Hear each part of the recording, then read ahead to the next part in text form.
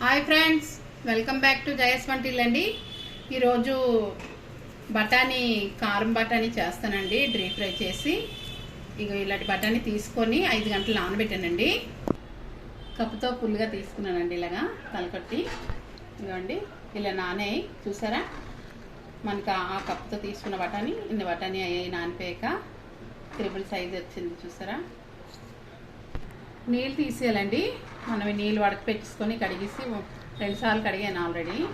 వడకపెట్టేసుకొని ఒక పొడిగుడ్డ మీద పెట్టి తుడుచుకోవాలండి.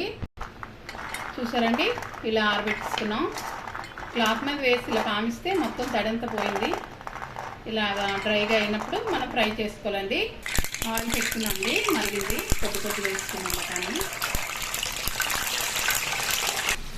మనకి ఇక చూసారా ఏగా ఏం తెలియడానికి పైకి వస్తున్నాయి బఠానీ. ఇలా వేగినట్టండి.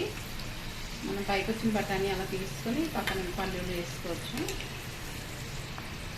మనకి చూసారా పైకి వస్తున్నాయి. ఇప్పుడు తీసుకోవాలండి. ఇలా అన్నీ తీసుకొని మనం పల్లీలు వేసుకున్నాం. చూసారండి, మీకు ఇలా సౌండ్ రావాలి. మన బఠానీ తీసుకున్నాక వేస్తున్నాం అండి.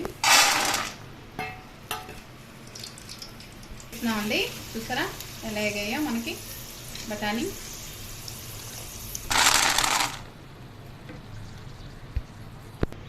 మనం చూసారా వేపుకున్నాం అండి. ఒక 1/2 స్పూన్ సాల్ట్, 1/2 స్పూన్ కారం వేసి కలిపిసుకుందాం అండి. మన స్వీట్ షాప్లో అమ్ముతారు చూడండి, అలా చేసుకున్నాం. ఈరోజు కలుపుకుంటున్నాం అండి. మనకి చాలా బాగుంటాయండి, కారం కారంగా. పిల్లలకి చాలా నచ్చుతుంది. మనం ఇలాగే వదిలించుకుంటున్నామండి. ఇంకేం కలపట్లేదు.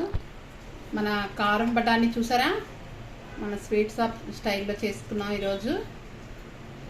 ఇలా చూడండి, చేయండి, ఎలా ఉందో చెప్పండి.